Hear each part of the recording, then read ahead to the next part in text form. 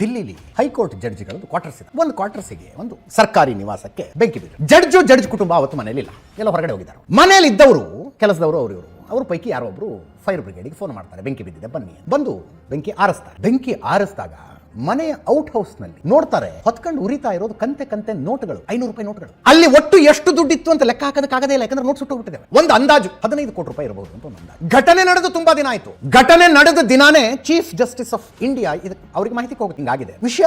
ಸಾಧ್ಯ ಆದಷ್ಟು ಅಲ್ಲಿಗೆ ಮುಚ್ಚಾಕ ಪ್ರಯತ್ನ ಮಾಡಿದ್ದಾರೆ.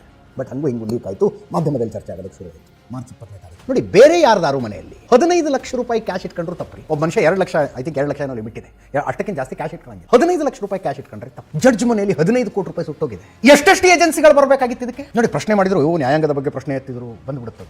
ಬಟ್ ಇಂಥ ಟೈಮ್ನಲ್ಲಿ ಮಾಧ್ಯಮಗಳ ಬಾಯಿ ಮುಚ್ಕೊಂಡಿರೋದು ಅದು ವೃತ್ತಿ ದ್ರೋಹ. ಇಡಿ ಬರ್ತಿರ್ಲಿಲ್ವಾ? ಬೇರೆ ಯಾರ್ದಾರ ಮನೇಲಿ 15 ಕೋಟಿ ರೂಪಾಯಿ ಹಿಂಗೆ ಬೆಂಕಿ ಹತ್ಕೊಂಡು ಸುಟ್ಟೋಗಿದ್ರೆ? ಬೇರೆ ಯಾವ್ದೋ ಡಿಪಾರ್ಟ್ಮೆಂಟ್ ಎಂಪ್ಲಾಯ್ ಮನೇಲಿ ಹಿಂಗಾಗಿದ್ರೆ ಸಿಬಿಐನವ್ರು ಬರ್ತಿರ್ಲಿಲ್ವಾ? ಈ ಕೇಸ್ನಲ್ಲಿ ಸ್ಟೇಟ್ ಪೊಲೀಸರು ನಾವು ಸುಮೋಟೋ ಕೇಸ್ ಮಾಡ್ಕೋತೀವಿ ಅಂತ ಕೋರ್ಟ್ ಹೋದ್ರೆ ಕೋರ್ಟ್ ಬೇಡ ಅನ್ನತ್ತೆ. ನೋ, ಈಗಾಗಲೇ 3 ನ್ಯಾಯಾಧೀಶರದೊಂದು ಸಮಿತಿ ಮಾಡಿದೀವಿ ನಾವು. ಆ ಸಮಿತಿಯವರು ವಿಚಾರಣೆ ನಡೆಸ್ತಿದ್ದಾರೆ. ನೀವೇನು FIR ದಾಖಲಿಸಿಕೊಳ್ಳೋದು ಬೇಡ ಅಂತ ಹೇಳ್ಬಿಟ್ಟು ಕೋರ್ಟ್. ಯಶವಂತ್ ವರ್ಮಾ ಅಂತ ಈ ಜಡ್ಜ್ ಮನೆಯಲ್ಲಿ ಸಿಕ್ಕಿದ್ದು. ಬೇರೆ ಯಾರ್ದಾರು ಮನೆಯಲ್ಲಿ ಆಗಿದ್ರೆ ಸಸ್ಪೆಂಡ್ ಆಗ್ತಿರ್ಲಿಲ್ವಾ? ಸರ್ಕಾರಿ ನೌಕರರೊಬ್ಬರ ಮನೆಯಲ್ಲಿ ಹಿಂಗೆ ಸಿಕ್ಕಿದ್ರೆ ಸಸ್ಪೆಂಡ್ ಆಗ್ತಾರೆ. ಇವರಿಲ್ಲ, ಅಲಹಾಬಾದ್ ಹೈಕೋರ್ಟ್ಗೆ ಟ್ರಾನ್ಸ್ಫರ್ ಅಂತ. ಜಡ್ಜ್ ಸ್ಪಷ್ಟೀಕರಣ ಏನು, ಔಟ್ ಹೌಸ್ ಅದು. ಅಲ್ಲಿ ಯಾರೋ ಬರ್ತಿರ್ತಾರೆ, ಯಾರೋ ಹೋಗ್ತಿರ್ತಾರೆ, ನನಗೇನು ಗೊತ್ತಾ ದುಡ್ಡು ಅಂತ. ಸ್ಪಷ್ಟೀಕರಣ ನ್ಯಾಯಾಧೀಶರು ಔಟ್ ಹೌಸ್ ನಲ್ಲಿ ಇತ್ತದು ದುಡ್ಡು. ಅಲ್ಲಿ ಮನೆ ಕೆಲಸದವರೆಲ್ಲ ಬರೋದು, ಅವ್ರು ತಂದಿಟ್ಟಿದ್ರು 15 ಕೋಟಿ ರೂಪಾಯಿ. ನನ್ನ ವಿರುದ್ಧ ಷಡ್ಯಂತ್ರ ನಡೀತಾ ಇದೆ ಅಂತಾರಂತೆ. 15 ಕೋಟಿ ರೂಪಾಯಿ ಷಡ್ಯಂತ್ರ ಮಾಡೋರು ಯಾರು ಮನಸ್ಸಿದೆ? ನಮ್ಮ ಮನೆಯವರೆಲ್ಲರೂ ತಂದಿಡ್ರಪ್ಪ, ನಮ್ಮ ಮನೆಗಳಲ್ಲಿ ನಮ್ಮ ಮೇಲೆ ಷಡ್ಯಂತ್ರ ಮಾಡಿ 15 ಕೋಟಿ ರೂಪಾಯಿ ಇಟ್ಟು. ಅಯ್ಯೋ 3 ಜನ ನ್ಯಾಯಾಧೀಶರ ಸಮಿತಿ ರಚನೆ ಮಾಡಿದಾರಂತೆ ಈ ಪ್ರಕರಣದ ವಿಚಾರಣೆ ಮಾಡೋದು. ಹಂಗಿದ್ರೆ ಅವರು ಡಿಪಾರ್ಟ್ಮೆಂಟ್ ಅವ್ರಿಗೆ ಬಿಟ್ಕೊಂಡ್ಬಿಡಿ ಅಲ್ವಾ? ಈಗ ರೆವಿನ್ಯೂ ಡಿಪಾರ್ಟ್ಮೆಂಟ್ ನಲ್ಲಿ ಯಾವುದೋ ಅಧಿಕಾರಿ ಭ್ರಷ್ಟ ಅಂತ ಏನೋ ಸಿಕ್ತಪ್ಪ, ರೆವಿನ್ಯೂ ಡಿಪಾರ್ಟ್ಮೆಂಟ್ ಒಂದು ಕಮಿಟಿ ಆಗಲಿ, ಅವರು ನಿರ್ಧಾರ ಮಾಡಿ ನಮ್ಮವನು ಕಳ್ಳ ಇದ್ನಾ ಸುಳ್ಳ ಇದ್ನಾ ಅಥವಾ ಪರಮ ಪ್ರಾಮಾಣಿಕನಾಗಿದ್ನಾ ಅಂತ ಅವರು ಡಿಪಾರ್ಟ್ಮೆಂಟ್ನವರು ನಿರ್ಧಾರ ಮಾಡಿ. ಇಲ್ಲಿ ಲೋಕಾಯುಕ್ತ ಯಾಕೆ ಬೇಕು, ACB ಯಾಕೆ ಬೇಕು, CBI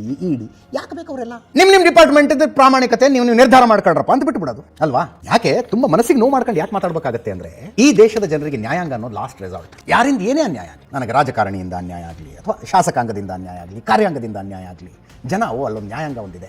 ಕಣ್ಣಿಗೆ ಬಟ್ಟೆ ಕಟ್ಕೊಂಡು ತಕ್ಕಡಿ ಹಿಡ್ಕೊಂಡು ನಿಂತಿರುವ ಮಹಿಳೆ ನನಗೆ ನ್ಯಾಯ ಕೊಡ್ತಾರೆ. ಆ ಮಹಿಳೆ ಹಿಂದೆ ಕುಳಿತಿರುವ ನ್ಯಾಯಮೂರ್ತಿಗಳು ದೈವ ಸ್ವರೂಪಿಯಾಗಿ ನನಗೆ ನ್ಯಾಯ ಕೊಡ್ತಾರೆ ಅನ್ನುವ ಭರವಸೆ ಒಂದಿಟ್ಕೊಂಡಿದ್ದಾನೆ ಈ ದೇಶದ ನಾಗರಿಕ.